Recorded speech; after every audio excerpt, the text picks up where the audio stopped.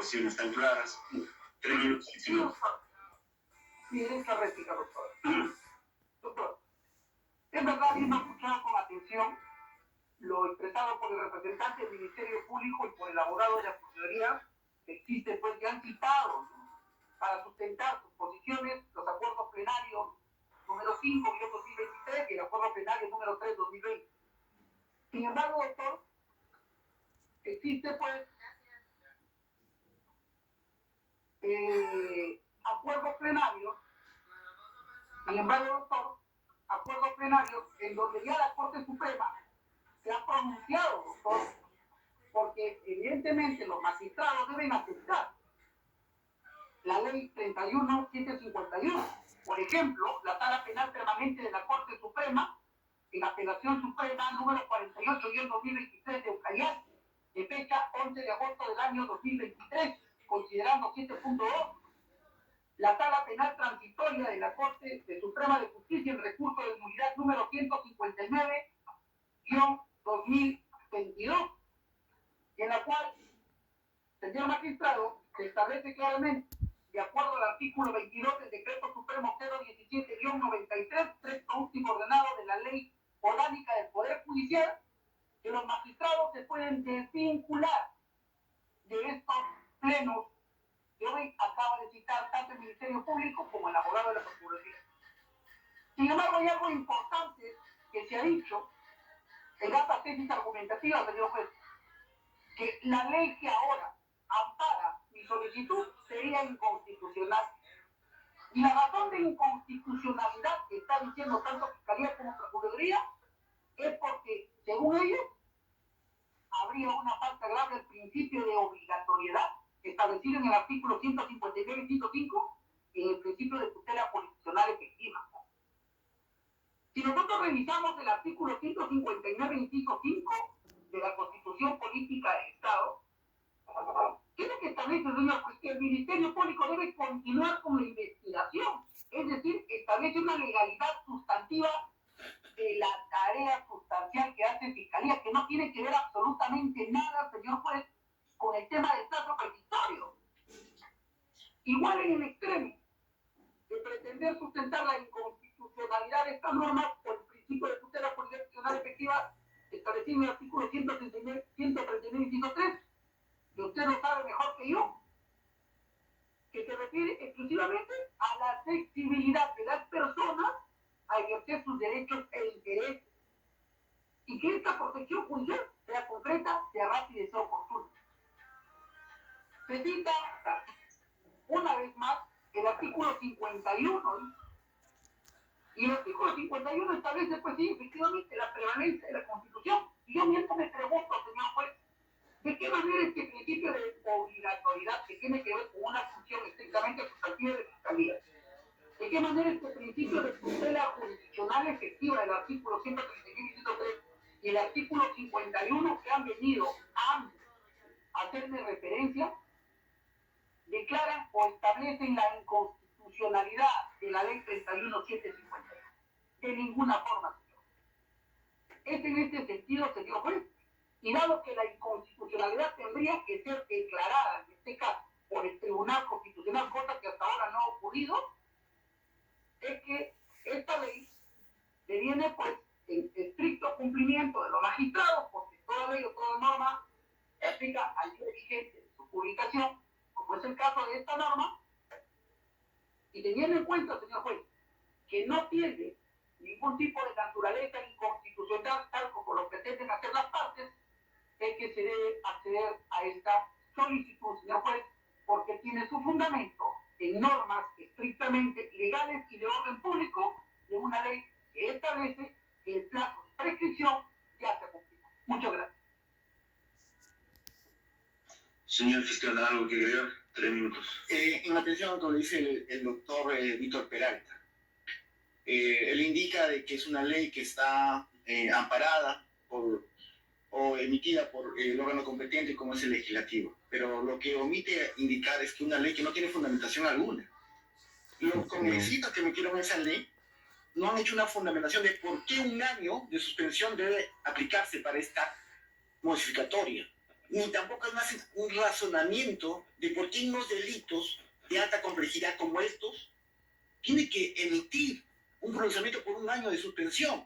No es igual delitos de función que a delitos de mera actividad o simples, como se denomina. Entonces, ¿cómo podemos tener un razonamiento jurídico respecto a un plazo de 1 año cuando el mismo legislativo indica que debería ser para todos igual, sin ninguna fundamentación jurídica, sin ningún fundamento teórico? Más aún, si es que no se ha llamado para que se pueda vincular a esta teoría de 1 año de suspensión, ni siquiera al Poder Judicial, tampoco al Ministerio Público. En ese sentido, atendiendo a que es una ley inconstitucional por los argumentos ya expuestos, por el derecho a la verdad de las personas de conocer qué sucedieron realmente en estos casos complejos de corrupción, y a efectos de que se trate de la misma manera a todos los ciudadanos en el Perú, debemos entender que se debe inaplicar esta ley conforme lo han sustentado distintos órganos jurisdiccionales, donde el mismo abogado Víctor Peralta, según los medios de prensa, había amenazado a jueces de la jurisdicción con denunciarlos por prevaricato.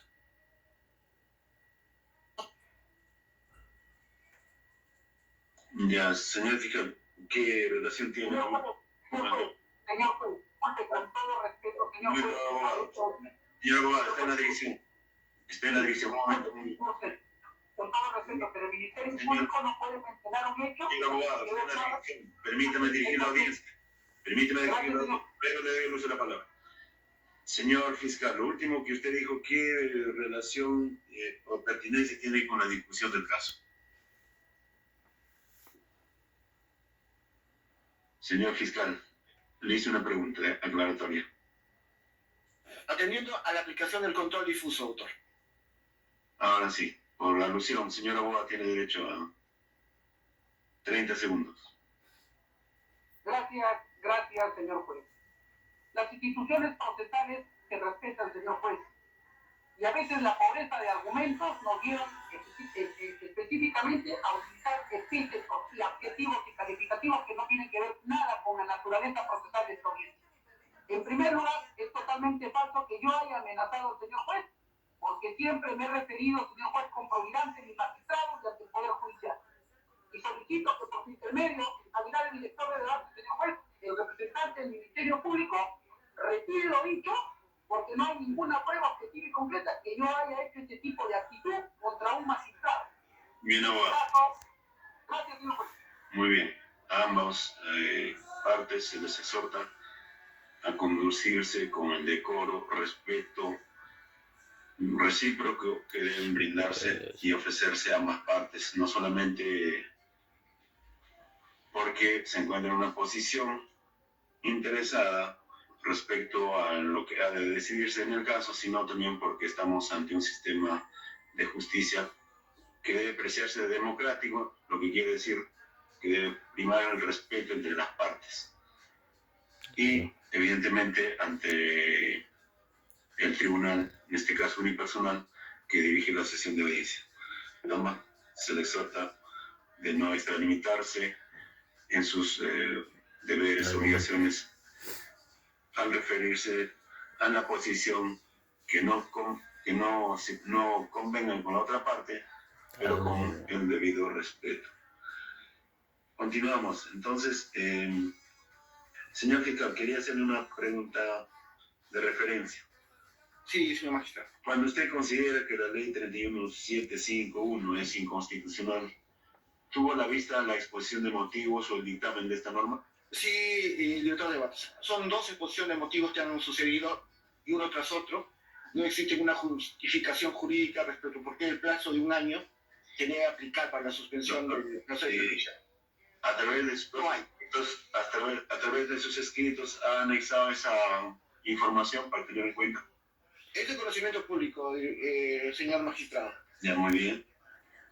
Al señor abogado del investigado, doctor Peralta, ¿no? Sí, dígame, señor juez, dígame. Cuando usted exige que deben los jueces cumplir lo que dice la ley 30.751, Esta norma, doctor, fue expedida el 25 de mayo del año 2023, ¿verdad?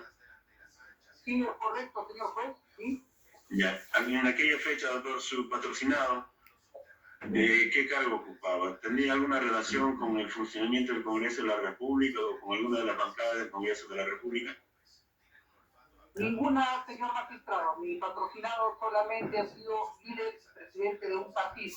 No ocupa actualmente cargo de público alguno, ni alguna correlación directa o indirecta con alguna bancada del Congreso.